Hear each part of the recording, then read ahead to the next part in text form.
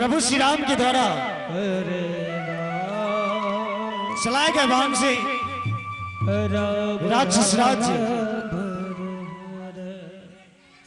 मारीच का मौत तो नहीं होता है, परंतु बाण के आघात से आकाश मार्ग से विचरण करते हुए कोसों दूर जाकर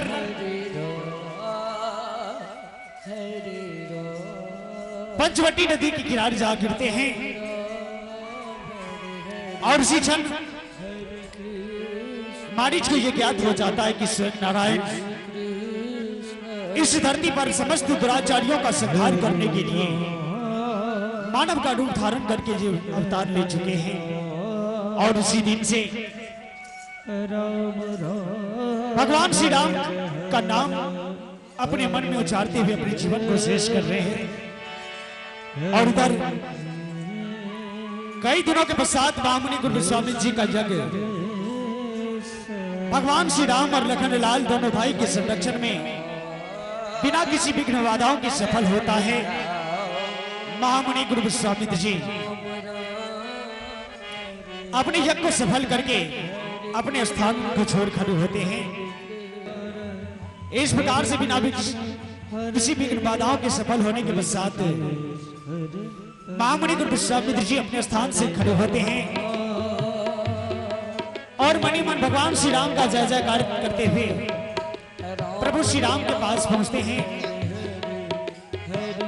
और कहते हैं, हे राम तुम्हारी जय हो राम। हे राम आज तुम दोनों भाई की यज्ञ संरक्षण में हमारा यज्ञ सफल हुआ राम। इस कार्य के लिए तुम सदैव इस जीव जगत में पूजनीय बने रहोगे राम। भगवान श्री राम कहते हैं, गुरुदेव ये तो बस आपके आशीर्वाद का फल है गुरुदेव, आपके आशीर्वाद के बिना हम कुछ भी नहीं है गुरुदेव। आज्ञा कीजिए क्या सेवा करें गुरुदेव। हे वत्स तुम दोनों भाई कई दिनों से बिना किसी विश्राम की हमारी जग की रक्षा करते रहे। मैं चाहता हूं कि क्यों ना हम सब कुछ क्षण विश्राम करते हैं, तत्पश्चात जो भी कार्य होगा आपस में मिल बांट के करेंगे। ठीक है गुरुदेव, आपकी जय श्री आज्ञा। आइए गुरुदेव।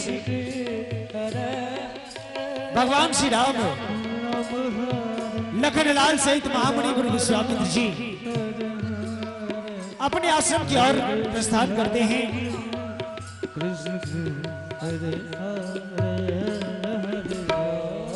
और आश्रम के यथोचित स्थान पर जाकर के विराजमान होते हैं। दूसरी तरफ मिथिला धाम जहां के राजा महाराज जनक जी अपनी पुत्री सीता के विवाह हेतु सुंदर और सुयोगवर चयन हेतु धनुष महायज्ञ का आयोजन किए हैं। और जिस महायज्ञ में महाराज ने यह प्रण रखा है कि जिस किसी भी व्यक्ति के द्वारा भगवान शिव के धरोहर सुनाम धनुष को उठाया जाएगा उसी के साथ जनक नंदन सीता का विवाह होगा। और इसी सूचना के साथ महाराज जनक जी ने अपने समस्त प्रियजनों के पास आमंत्रण भेज चुके हैं। और महाराज जनक जी अपने प्रिय संदेश वाहक के हाथों संदेश पत्रिका देकर के गुरु विश्वामित्र के आश्रम की तरफ उसे भेज चुके हैं। संदेश वाहक का आगमन होता है। संदेश वाहक संदेश पत्रिका लिए महामुनि गुरु विश्वामित्र की तरफ बढ़ते हैं। प्रणाम गुरुदेव, सदा खुश रहो, तुम्हारा कल्याण हो। कहा संदेश वाहक, क्या संदेश लाए हो? संदेश वाहक संदेश पत्रिका गुरुदेव के हाथ में थमाते हैं और दोनों हाथ जोड़ करके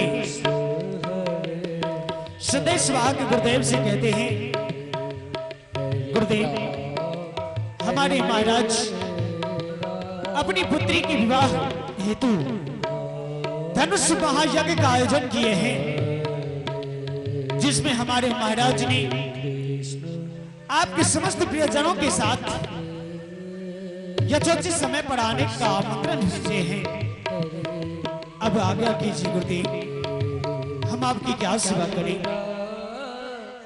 हे संदेश वाहक, तुम जाओ, महाराज को हमारा शुभ आशीष देना और उनसे कहना कि हम यज्ञ यथोचित समय पर अवश्य पधारेंगे। जाओ संदेश वाहक, तुम्हारा यात्रा मंगलमय हो। ठीक है गुरुदेव, आपकी जैसी आज्ञा। आशीर्वाद प्रदान कीजिए गुरुदेव, सदा खुश रहो वत्स, तुम्हारा कल्याण हो। आशीर्वाद पाकर के संदेश वाहक का वहां से प्रस्थान होता है। भगवान राम अपने स्थान को छोड़ करके खड़े होते हैं। गुरुदेव बताइए गुरुदेव, अब हम आपकी क्या सेवा करें गुरुदेव, हमारे लिए क्या देश है। हे राम, जनकपुर धाम से महाराज जनक जी का आमंत्रण आया है। महाराज जनक जी अपनी पुत्री के विवाह हेतु धनुष महायज्ञ का आयोजन किए हैं। मैं चाहता हूं कि हमारे साथ यदि तुम दोनों भाई भी जाते तो और भी खुशी की बात होती। कहो राम, तुम्हारा क्या विचार है। भगवान राम कहते हैं गुरुदेव, इसमें विचार की कौन सी बात है। चलिए गुरुदेव, हम आपके साथ चलने के लिए तैयार हैं गुरुदेव। ठीक है राम, चलो यात्रा आरंभ करते हैं। महामुनि गुरु विश्वामित्र जी मर्यादा पुरुषोत्तम भगवान श्री राम और लखनलाल जी को साथ लेकर के जनकपुर धाम की ओर अपनी यात्रा आरंभ कर देते हैं। पुनः जंगल पहाड़ियों को लागते हुए धीरे धीरे कदम बढ़ाते हुए रास्ते में महामुनि गुरु विश्वामित्र जी के द्वारा भगवान श्री राम को अनेक प्रकार की पौराणिक कथाएं सुनाते जाते हैं। मर्यादा पुरुषोत्तम भगवान श्री राम गुरुदेव के साथ चलते हुए काफी दूर जैसे निकलते हैं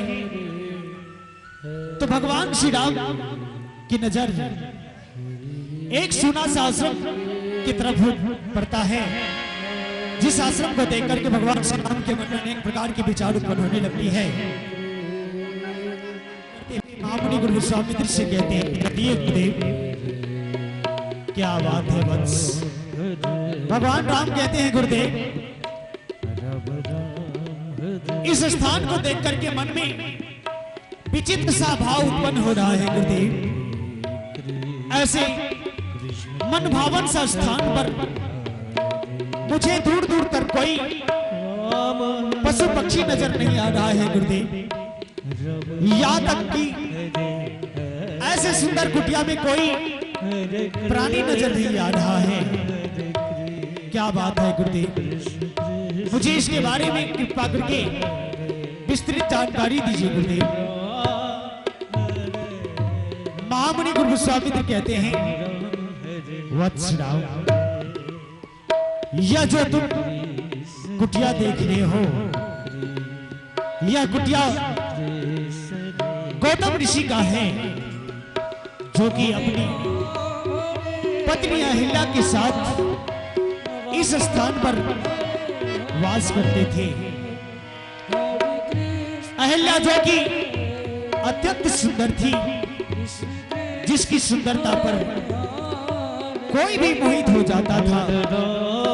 गौतम ऋषि जो कि सदैव अपनी नित्य क्रिया करने के पश्चात गंगा स्नान करने के बाद ही अपने समस्त कार्य क्या करते थे। एक दिन की बात है कि अहिल्या पर गौतम ऋषि की पत्नी अहिल्या पर देवराज इंद्र की नजर पड़ी और उसी क्षण अहिल्या के सुंदर से रूप पर मोहित होकर के देवराज इंद्र के मन में अनेक प्रकार के छल उत्पन्न होने लगा। उस क्षण से बस वो अहिल्या के पाने की ही ताक में लगे रहते थे। हर क्षण हर पल वो समय की ताक ले समय की प्रतीक्षा कर रहे थे। एक दिन की बात है कि देवराज इंद्र ने चंद्रमा को आदेश किया कि दोपहर की रात्रि के क्षण में तुम आकाश में छिप जाना, और ऐसा ही हुआ। देवराज इंद्र की आज्ञा को पाकर के चंद्रमा आकाश में रात्रि के पहर में ही छिप गया। गौतम ऋषि को लगा कि प्रातः काल हो चुका है और वो गंगा स्नान के लिए गंगा नदी की तरफ बढ़े, और इधर कपटी वेशधारी देवराज इंद्र गौतम ऋषि का वेश धारण करके गौतम ऋषि की पूर्ण कुटी में प्रवेश कर गया। और दूसरी तरफ जैसे ही गौतम ऋषि गंगा स्नान के लिए गंगा नदी में अपने कदम को रखा तो गंगा माता ने आकाशवाणी करते हुए कहा कि हे गौतम, आज क्या बात है, तुम दोपहर की रात्रि में गंगा स्नान के लिए आए हो। आज तुम्हारे साथ बहुत बड़ा छल हो रहा है, और जिस छल को अपने कुचाल से चलाने वाले देवताओं के राजा देवराज तुम्हारा ही वेश धारण करके अपनी मनसुबा को पूर्ति करने के लिए तुम्हारे आश्रम के अंदर प्रवेश कर चुका है। गंगा माता की आकाशवाणी को सुनकर के गौतम ऋषि क्रोध के मारे अपने आश्रम की तरफ बढ़ा। जैसे ही अपनी कुटिया में प्रवेश किया तो आश्रम के अंदर के प्रवेश दृश्य को देख करके गौतम ऋषि की जमीन पैरों तले से खिसकी। देवराज इंद्र गौतम ऋषि का ही वेश धारण करके अहिल्या से लिपटा पड़ा था। हे राम, क्रोध के मारे गौतम ऋषि ने इंद्र को बड़ा भूला कहते हुए उसे श्राप दिया कि हे देवताओं के राजा देवराज इंद्र, तुमने देवता के राजा होते हुए भी जिस क्षुधा को मिटाने के लिए तुम मेरे साथ इतना बड़ा अन्याय किए हो, मैं आज तुझे श्राप देता हूं कि जिस इंद्रिय वस्तु की अभिलाषा को, जिसकी क्षुधा को मिटाने के लिए तुमने मेरे साथ इतना बड़ा घोर कार्य किए हो, तुम सदैव के लिए नपुंसक बन के रह जाओगे और सदैव जीव जगत में देवता होते हुए भी तुम्हारी पूजा की कोई स्थान नहीं रहेगी। और फिर भी गौतम ऋषि का क्रोध शांत नहीं हुआ तो उन्होंने अपनी पत्नी का त्याग कर दिया और अपनी पत्नी अहिल्या को श्राप दिया। श्राप पा करके बेचारी अहिल्या पत्थर बन गई, काफी रोती रही, अपनी श्राप मुक्ति का उपाय पूछती रही। तो गौतम ऋषि व्याकुल होकर के कहा कि हे देवी, मेरे मुखारबिंद से निकला हुआ श्राप कभी व्यर्थ नहीं जाता है। मैंने तुझे श्राप तो दे दिया, परंतु तुझे अब श्राप मुक्ति के लिए समय की प्रतीक्षा करनी होगी और उस क्षण तक प्रतीक्षा करना होगा जब स्वयं नारायण इस धरती पर मानव का रूप धारण करके समस्त दुराचारियों का संहार करने के लिए मानव का रूप लेकर के आएंगे और उस क्षण आकर के अपने चरण का स्पर्श तुमसे करेंगे तो उसी क्षण तुम श्राप से मुक्त हो जाओगी। हे राम, आज वो समय आ चुका है, तुम्हें इस बेचारी अबला अहिल्या का उद्धार करना होगा। राम, तुम्हारी जय जयकार हो।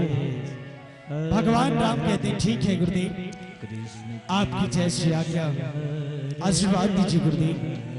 सदा खुश रहो वत्स, तुम्हारा कल्याण हो।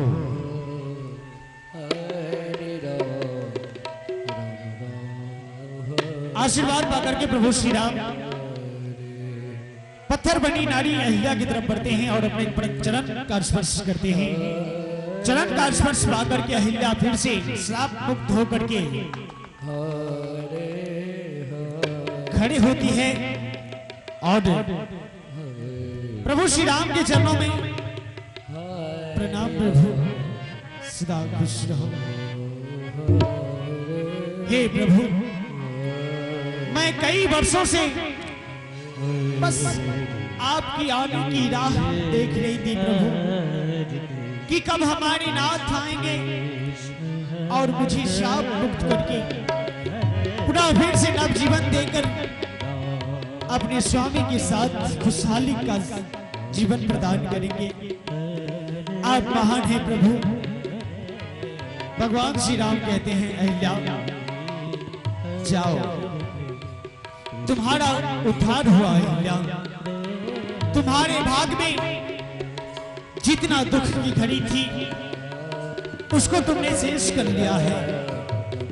फिर से तुम अपने स्वामी के पास जाओ और फिर से अपने जीवन को नए सिरे के साथ खुशहाली पूर्वक व्यतीत करो। अहिल्या कहती ठीक है प्रभु, आपकी जय श्री आज्ञा। और उसके बाद अहिल्या गुरुदेव की तरफ बढ़ती है। प्रणाम गुरुदेव, सदा खुश रहो, तुम्हारा कल्याण हो। जाओ अहिल्या, अब तुम गौतम ऋषि के साथ जाकर के फिर से अपने जीवन को व्यतीत करो। ठीक है गुरुदेव, आपकी जय श्री आज्ञा। अहिल्या का वहां से प्रस्थान होता है। पुनः फिर से यात्रा आरंभ होती है जनकपुर धाम की ओर। मर्यादा पुरुषोत्तम भगवान श्री राम और शेष अवतार लखन लाल को साथ लेकर के महामुनि गुरु विश्वामित्र जी अपने कदम को बढ़ाते हुए बड़ी तेजी के साथ मिथिला धाम की ओर बढ़े चले जा रहे हैं।